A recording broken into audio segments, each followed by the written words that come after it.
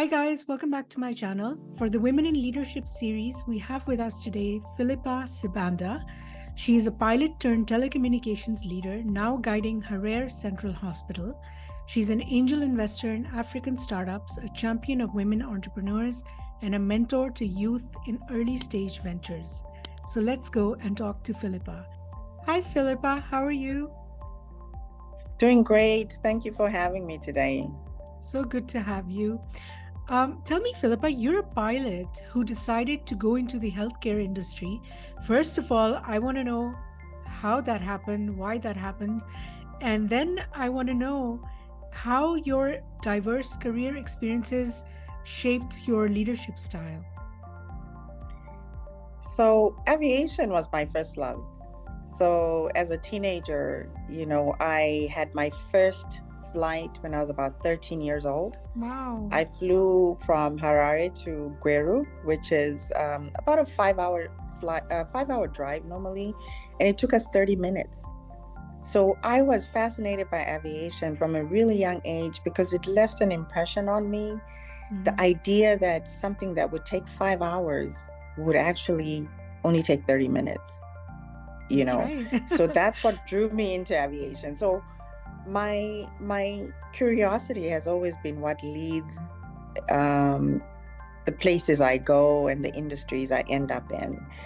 And of course, you then really unpack what aviation is all about, being a pilot and all of that after the fact. So it was never really the idea of being a pilot, but it was the service that this industry provided, the transportation service. That's what really intrigued me. And then, the aviation industry, unfortunately for me, I was in America around the early 2000s when there were a lot of changes in the aviation industry. Right. And being an immigrant, I was advised by my mentor, to consider a different area to make sure that I would be employable after, all of the training I was doing. Right. So because I was an aviation management major, I had a lot of business classes attached to the to being a pilot. I was able to take those classes and get a business degree, which led me into telecoms actually. It led me into the telecoms industry for 5 years before I ended up in healthcare. Telecoms, again, another fascinating space, right? Lots of technology, communication. Being a immigrant in America, I was constantly talking to my family back home. Right. So being in the, in that space at a time when Cingular Wireless, SBC Wireless, the original Bell companies were forming into, Cingular Wireless, and then today's AT&T, I was right there during the launch of the iPhone. Wow. So it was a fascinating time. All right. So I'm always been drawn into the services provided, the technologies that come with it. Those are the things that have really drawn me in. However, when I ended up in telecoms, there was a realization that corporate America and the culture and the work culture was just, even though at that time I was still single and didn't have any kids, I felt a lack of balance in leadership. I felt I was putting in a lot of hours and my personal life was compromised to some extent. So I went into healthcare with the idea that it would help me balance my life out a little bit better. And did it? Well, actually, it turned out not to be the case, but for a few years there, I really believed it. I believed it that as a clinician, I would work 3 days a week and I'd be off for 4. It sounded great. That's really what drew me into there. Come to find out, it's a whole lot of a different scenario, but it's where I found my purpose, Good. Healing. I'm a respiratory care practitioner, so I'm very involved in the lungs and pulmonary medicine, and so the idea of being there during the birth of a newborn with breathing problems or cardiac arrest, whatever the case might be, that they need ventilatory support. It's no one can pay you enough money for saving somebody's life. It's just a Oh, whole and that different sounds level really of, tough. That sounds really tough. When you talk about yeah, a baby having trouble breathing, I mean, I would be yeah, scared. Yeah, exactly. So I think it's one of those spaces where you're just rewarded by the work on a day-to-day basis. right. And that's really what filled me up. And I've stayed in that space now we're going on a good 18 years now. Amazing. So yeah. Okay, Yeah. great. So all of these spaces are diverse in the sense that they are different industries, but there's a lot of common thread around them if you really look at it. All of Mm, these spaces to deliver healing and health, you need technologies and you need, equipment. So it takes sort of a tinker mind. Telecoms is the same way, aviation is the same way. So you then realize later that while diverse, there's something about you that fits into all of those spaces mm, seamlessly. right. And that would be the idea that you're curious and that you're always willing to learn something new, because they're industries that are constantly changing. Changing, right, right, Mm. right. So these are very male-dominated industries, actually. And can you tell me if you've ever faced any kind of gender bias or stereotypes or even harassment? Is that something that's ever happened to you? To be honest, I have never felt that way, but I also have a different background. I come from a family of five, and I'm the baby. I'm the last born child with three Mm-hmm. brothers in front of me. So I think the disposition around gender issues sometimes has a lot to do with your background. And because I grew up with three brothers in front of me, those were my friends. Mm. I didn't have friends that were girls for the most part. I had my brothers. And so being around the male dominated industry, I never went in it with the philosophy that I am different because I'm a female.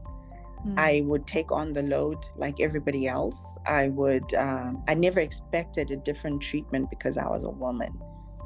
So I think as much as I might have faced some challenges, maybe I didn't really focus on them as much because of how I was raised. However, when I went to Zimbabwe, I did feel that for the first time. I truly did. I really felt that my gender, there was a disadvantage to the fact that I was a woman. And I was talking about ventilators, and I was talking about, air transport for the babies, and pushing for, telehealth. And I was knowledgeable about things that were not expected for a lot of women to know or to be advocating for. I felt there was a sense that I should just be pretty and sit in the corner. I You see, really did. that's what I'm talking about. When I say gender issues, it's actually not about women not wanting to take the same load or, No. feeling like they are something special or different. It's how you are treated by Mhm. the men in that male dominated industry is what makes it uncomfortable to be there. And I think, because I'd left Zimbabwe when I was really young, and when I had gone into aviation at the time, I was the only little black girl that was flying. I was like Right. 18. So the impression I got at that time was that I was doing something phenomenal, that, they were proud of me. But coming back home as an adult now in the medical field, that's when I really saw the discrepancy and the way you couldn't be too smart, and you kind of want to be put in the corner. And when you talk too intelligently, you had to dumb it down a little bit, because then you're not expected to be too smart. And I tried to play that out, but it's hard to exist when you can't be true to yourself and be authentic. Do you think it becomes intimidating for some men who are of that sort of a mindset? Does it become intimidating for them to see a woman who is, even smarter than them or as smart as them? I mean, in their own minds? I think so, and that's not even just in the industry itself. It's even within your colleagues, your family members. It's not. It's something that you begin to battle within relationships, within family, within community as a whole. Right. So industry, you definitely feel it more, but you can sense that within family, within community, there's an expectation for you to sort of be in the corner and not be the advocate for issues or change or progress. That's not the expectation, that you would be the one to be the vessel for that. Right. You know, so yeah, I definitely felt it at home in Zimbabwe, and I had to learn to navigate very differently. I had to, honestly speaking, that is where I learned social intelligence, other forms of intelligence outside of just your standard emotional intelligence and all of that. I had to learn all those other forms of intelligence to be able to not be rattled or not take it personally and forge forward despite those biases. Right. Very interesting. Yeah. You're an early stage angel investor, and you focus on supporting startups in Africa, particularly in sectors like e-commerce and healthcare. So, how do you identify promising entrepreneurs, especially when you're working with women? How do you know which woman is going to be a successful or has the potential to be a successful entrepreneur? And what advice do you impart to these young people to be successful in the business world? So it's usually, the way I look at entrepreneurship in Africa, it's a different, well, especially in Zimbabwe, I can speak for Zimbabwe specifically. It's at a different level, because I've spent so much time in Silicon Valley, right? And then you go, and I was going back and forth when I was doing the startup space. I was going back and forth, and I had a innovation hub that eventually had about 100 entrepreneurs before COVID. So in that space, you start to realize that they're different because of the different backgrounds that people come to the table with. They're going to have different levels of grit. And women particularly that can have an inverted Maslow hierarchy of needs, meaning their self-esteem and their self-actualization is actually intact before their basic needs, are likely to be the ones that succeed. Interesting. So that is my formula in terms of identifying, meaning they're driven by their passion and their purpose at such a greater level than their desire to be comfortable. Right. And that is something that is really hard to find in Africa, because everyone is chasing comfort. Everyone is chasing, there's so much trending on Instagram and all these spaces. And it's I want to make money to be able to get that bigger house or to get the nicer car. It's not necessarily. It's all materialistic. Yeah, it's not driven by purpose or feeling a need or taking care of a gap in the market. So you want to find that person that is self-actualized, that is content with who they are and fulfilled in who they are. They have enough grit to see the startup through, the early difficult stages. Yeah. Right. Okay. So your role in Harare Central Hospital, you aim to rebuild and strengthen healthcare system in Zimbabwe. What impact do you envision this having on women's healthcare and empowerment in your country? So that is really my journey, in my 40s, is to bring back some of the skills and some of the lived experiences from the US to try to use some of that to impact in Zimbabwe. And my time on the board and some of the time that I've spent in Zimbabwe has shown me that there are a lot of gaps that, especially my space, pneumonia is the #1 cause of death in Zimbabwe. And with COVID and all the respiratory conditions, it became even more urgent. I had a sense of urgency around being in Zimbabwe more than ever. Right. But the time at her hospital, it's a major hospital that serves a massive community of, the sort of low income folks. And even though my clinical background is in respiratory, I started to see the challenges around issues like infant mortality, maternal mortality.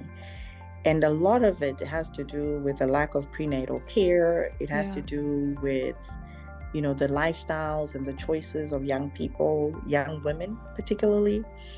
And that also became sort of a passion of mine to use what I have, being Zimbabwean myself, to be able to reach to these women, because prioritizing the self, the individual, is key in healthcare.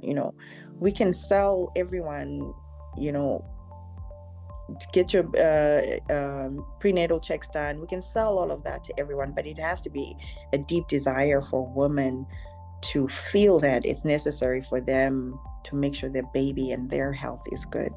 So it's really just empowering women to see that being your highest priority, to make sure your health is well, because as women, we carry so much in our communities, at our homes, in our jobs. So if we're not in a healthy space, pregnant or not, we are not in a position to carry this load that we have from society, if we are not centering ourselves and making ourselves a priority. What advice would you give to aspiring female leaders, especially those looking to make an impact traditionally male-dominated fields like aviation, telecommunications, and healthcare? I think a lot of times when we're younger, especially the young, I see a lot of images lately where someone is celebrating being a pilot, And I understand, the excitement around, I've achieved this milestone, but I think we have to, as women, we have to go beyond that, because it is a job, So we need to go beyond jobs and begin to really assess passion and purpose, because at the end of the day, we need to see more owners of, charter companies and airlines, so we can have more impact as women. Yes. That is where we need to be, the direction we need to be going to, So I think right now what we see a lot is a celebration of the job, and it's great. It's a great, starting point, but I think we need to thrive even for more than just celebrating a job. Let's celebrate the areas that we can actually scale that beyond the job, because if you're a female pilot and you're behind in the cockpit, you don't necessarily have influence on hiring more women into the workplace. Right. You see what I mean? But if you are a chief executive officer of an airline, or you're a founder of an airline, you might be able to balance the scale even wider. So I feel that my journey now is to really to increase that idea of success. What is success to us as women? Is it really a medal for a job, or is it being able to expand our ability to influence? Influence, yes. Yeah, and I think that's where I am, constantly always being, sometimes even in difficult situations, as you said, areas where there are a lot of barriers, on boards where maybe you're the only female and you do face some challenges, but you still go and sit at that table, because whatever influence you can have, even if it's you set out for 5 goals but you only achieved the 1 goal that year, that's a milestone. That is. Yeah, well, it's been a pleasure talking to you. Absolutely. Thank you so much. Thank you so much for watching, guys. I hope you enjoyed the video. If you did, make sure to give us a thumbs up and subscribe if you haven't already. And I'll see you next time. Bye-bye.